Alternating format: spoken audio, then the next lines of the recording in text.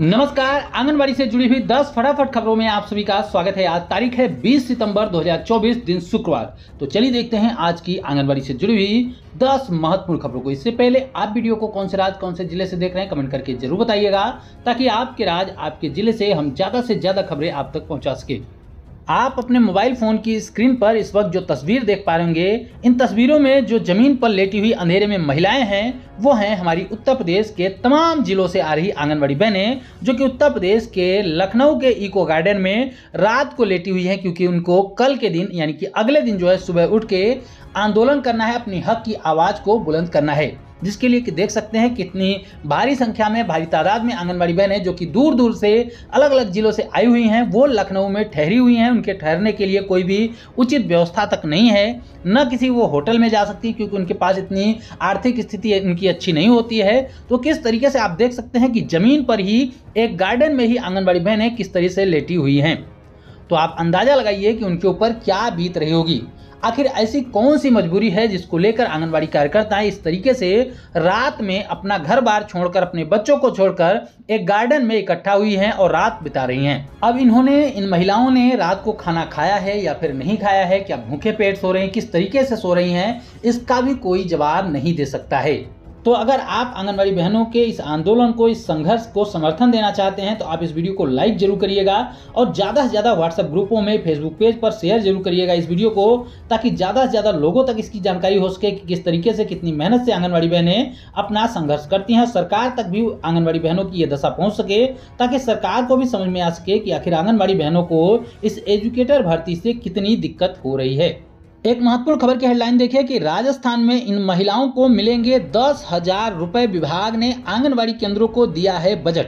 यह खबर राजस्थान के अलवर में पत्रिका न्यूज में प्रकाशित की गई, जिसमें आगे बताया गया, यहाँ पर देख सकते हैं कि बच्चों के जन्म के समय दिव्यांग जो गर्भवती महिलाएं होती हैं, यानी कि जो महिलाएं विकलांग होती हैं, दिव्यांग होती हैं, वो जो अपने बच्चों को जन्म देती हैं, तो उनमें मृत्यु दर को कम करने के लिए सरकार ने ये पहल की है। राज्य सरकार ने प्रधानमंत्री मातृत्व वंदना योजना जो है, उसके अंतर्गत जो दिव्यांग गर्भवती महिलाएं थी, उनको प्रथम संतान पर 6500 रुपये दिए जा रहे थे, उसको बढ़ाकर 1 सितंबर से इसको बढ़ा दिया गया है। अब उनको 10,000 रुपये दिए जाएंगे। यह राशि राज्य को निधि से डीबीटी के माध्यम से दी जाएगी। यहाँ पर बताया भी गया है कि महिला एवं बाल विकास विभाग की ओर से जिले के आंगनबाड़ी केंद्रों पर प्रधानमंत्री मातृत्व वंदना योजना के तहत अभी तक 11,061 सामान्य गर्भवती महिलाओं को 4,52,63,000 रुपए का बजट दिया जा चुका है। राज्य की महिला एवं बाल विकास मंत्री का बड़ा बयान, आंगनबाड़ी में जल्द भरे जाएंगे रिक्त पद। जी हाँ, उत्तर प्रदेश राज्य की महिला एवं बाल विकास मंत्री बेबी रानी मौर्य ने कहा है कि आंगनबाड़ी में जल्द ही रिक्त पदों को भरा जाएगा। यह खबर आ रही है उत्तर प्रदेश के झांसी से, जहां पर बताया गया है कि कानपुर में आंगनबाड़ी कार्यकर्तियों के रिक्त पदों पर भर्ती की प्रक्रिया जल्द ही पूरी होगी। इससे आंगनबाड़ी केंद्रों के बच्चों के पोषण कार्यक्रमों में और भी गति मिलेगी। ये बातें बाल विकास एवं पोषाहार जो मंत्री हैं उत्तर प्रदेश की, बेबी रानी मौर्य, उन्होंने कही है। हिंदुस्तान के ई न्यूज़पेपर में प्रकाशित एक खबर की हेडलाइन देख सकते हैं कि प्रगड़क का काम नहीं करने की मांग की गई है आंगनबाड़ी कार्यकर्ताओं की तरफ से। यह खबर आ रही है उत्तराखंड के रुद्रपुर जिले से, जहां पर आंगनबाड़ी कार्यकर्ताओं की मांग है कि उनसे प्रगड़क का काम नहीं कराया जाए। तो आखिर क्या है ये प्रगड़क और इसका काम किस प्रकार से आंगनबाड़ी कार्यकर्ताओं को करना पड़ता है, इससे क्यों आंगनबाड़ी कार्यकर्ताएं करने से मना कर रही हैं, आइए खबर को आगे देखते हैं। यहाँ पर बताया गया है कि खाटिमा में आंगनबाड़ी कार्यकर्ताओं ने एसडीएम को एक ज्ञापन सौंपकर उनसे एक साथ बीएलओ यानी कि नगर पालिका चुनाव के लिए प्रगड़क का कार्य नहीं सौंपे जाने की मांग की है। ज्ञापन में कहा गया है कि बाल विकास विभाग में वर्तमान में पोषण माह के तहत जो है कई कार्यक्रम चल रहे हैं, यानी कि जो आंगनबाड़ी कार्यकर्ताएं हैं वैसे भी सितंबर महीने को पोषण कार्यक्रम के रूप में, पोषण माह के रूप में मनाती हैं, जिसके तहत उनकी तमाम गतिविधियां होती हैं। अब इसके बावजूद अगर उनसे टीकाकरण का कार्य कराया जा रहा है, भारत निर्वाचन के अंतर्गत बीएलओ के ऑफलाइन यानी कि ऑफलाइन या फिर ऑनलाइन दोनों का सत्यापन भी कराया जा रहा है, इस कारण आंगनबाड़ी कार्यकर्ताओं ने नगर पालिका निकाय चुनाव के प्रगड़क के रूप में जो है कार्य करने को लेकर भी मना कर दिया। उनका कहना है कि इस प्रकार इतने कार्य होने के बावजूद आंगनबाड़ी कार्यकर्ताएं जो हैं वो नगर पालिका निकाय चुनाव के प्रगड़क का कार्य जो है वो पूरी तरह से नहीं कर पाएंगी, उनके द्वारा कर पाना संभव नहीं है, इसलिए इस कार्य को आंगनबाड़ी कार्यकर्ताओं को न दिया जाए। एक बड़ी खबर झारखंड के रांची से देख सकते हैं कि 23 सितंबर को झारखंड राज्य आंगनबाड़ी सेविका सहायिका संयुक्त संघर्ष मोर्चा का आक्रोशपूर्ण प्रदर्शन होगा। यानी कि यह खबर प्रकाशित की गई 19 तारीख को और बताया गया है कि 23 सितंबर को यानी कि 23/9/2024 को झारखंड राज्य आंगनबाड़ी सेविका सहायिका संघ के द्वारा संयुक्त मोर्चा के द्वारा जो है वो आक्रोश विरोध प्रदर्शन किया जाएगा। यहाँ पर बताया गया है कि झारखंड राज्य आंगनबाड़ी सेविका सहायिका संयुक्त संघर्ष मोर्चा की तरफ से 23 सितंबर को रांची में आक्रोशपूर्ण प्रदर्शन किया जाएगा।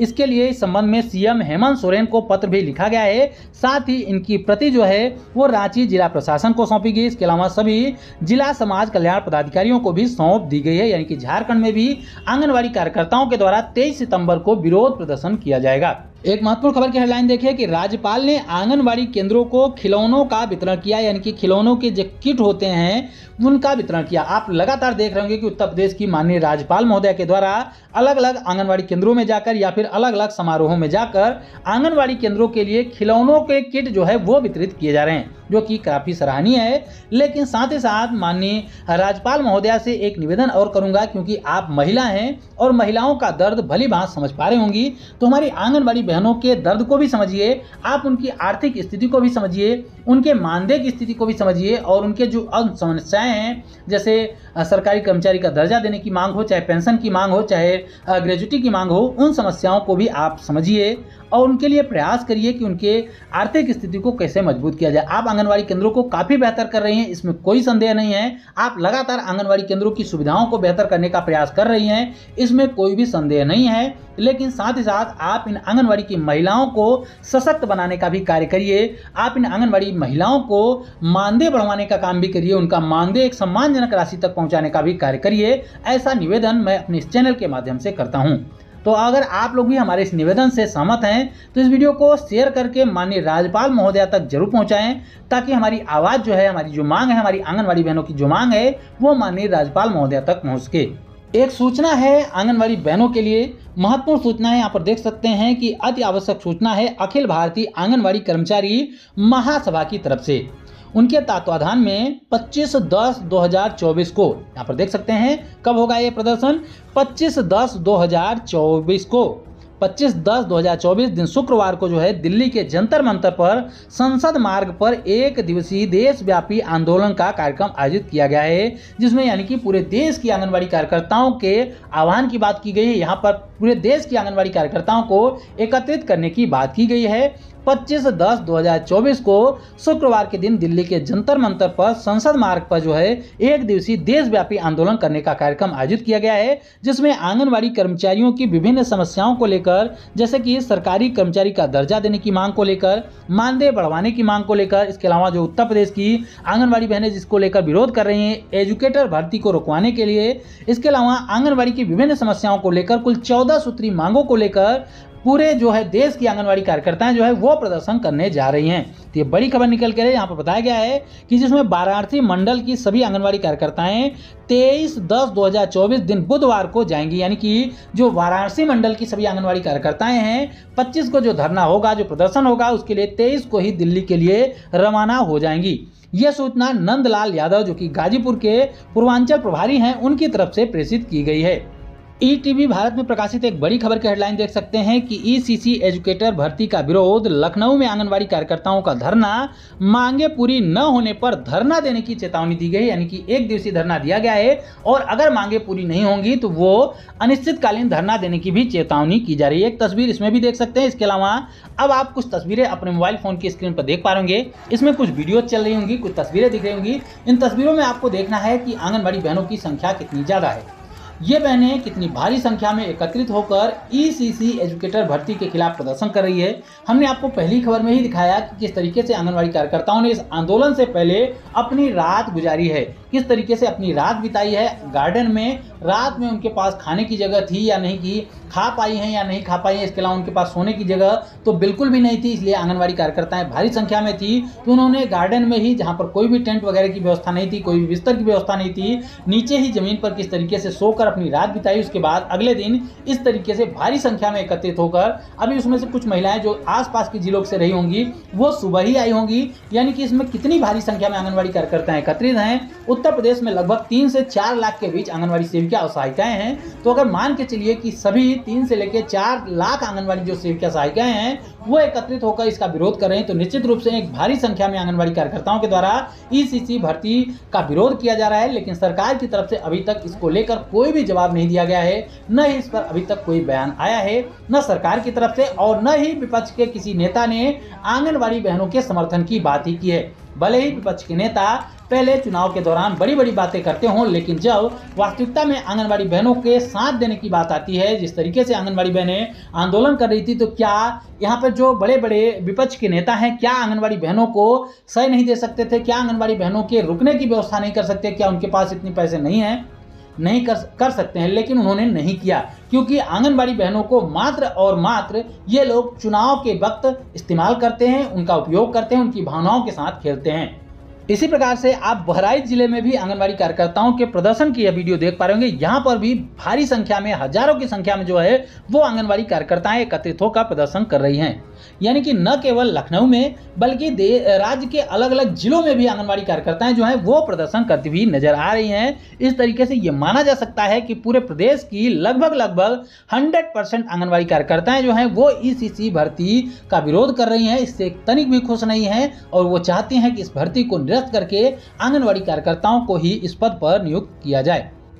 उत्तर प्रदेश के बलरामपुर में प्रकाशित एक बड़ी खबर की हेडलाइन देख सकते हैं कि परियोजना अधिकारी ने आधा दर्जन यानी कि 6 आंगनबाड़ी केंद्रों का निरीक्षण किया है। बताया गया है कि महाराजगंज में जिलाधिकारी के निर्देश पर तुलसीपुर सीडीपीओ कमलेश यादव ने कुल आधा दर्जन आंगनबाड़ी केंद्रों का निरीक्षण किया। निरीक्षण के दौरान जो है बच्चों को मिलने वाले पौष्टिक आहार की जानकारी ली, भोजन की जानकारी ली, साथ ही साथ साफ सफाई की गुणवत्ता भी परखी गई। दैनिक भास्कर न्यूज़पेपर में नवा शहर से प्रकाशित एक खबर देख सकते हैं कि नवा शहर में स्कूल आंगनबाड़ी केंद्रों का औचक निरीक्षण किया गया। स्टेट फूड कमीशन को आंगनबाड़ी सेंटर पर ताले लगे हुए मिले थे, तो इस पर क्या कार्रवाई की गई आइए देखते हैं। तो लिखा गया है नवा शहर में पंजाब स्टेट फूड कमीशन के सदस्य विजय दत्त ने शहीद भगत सिंह नगर के ब्लॉक बलाचौर के अलग अलग सरकारी स्कूलों और आंगनबाड़ी केंद्रों का निरीक्षण किया, सरप्राइज विजिट किया यानी कि औचक निरीक्षण किया। निरीक्षण करके लाभार्थियों को स्कीमों के तहत क्या क्या लाभ मिल रहा है उसकी जानकारी ली। ऐसा चाहल गांव में एक आंगनबाड़ी सेंटर के खुलने के समय में जब पहुंचे तो वहां पर पहले से ताला लगा पाया गया, जिस पर तमाम अधिकारियों को, संबंधित अधिकारियों को जो है नोटिस जारी किया गया है और कार्रवाई करने की मांग की गई है। तो ये थी दोस्तों अब तक की आंगनबाड़ी से जुड़ी हुई 10 महत्वपूर्ण खबरें। हम उम्मीद करते हैं कि हमारी आज की यह वीडियो आपके काम की रही होगी। वीडियो अगर पसंद आई हो तो वीडियो को लाइक जरूर करिएगा, शेयर जरूर करिएगा अपनी जैसी आंगनबाड़ी बहनों के साथ, और आगे भी आंगनबाड़ी से जुड़ी महत्वपूर्ण खबरों को पाने के लिए चैनल को जरूर सब्सक्राइब करें। फिर मिलेंगे अपनी नई वीडियो में कुछ और भी महत्वपूर्ण खबरों के साथ, तब तक के लिए नमस्कार, जय हिंद।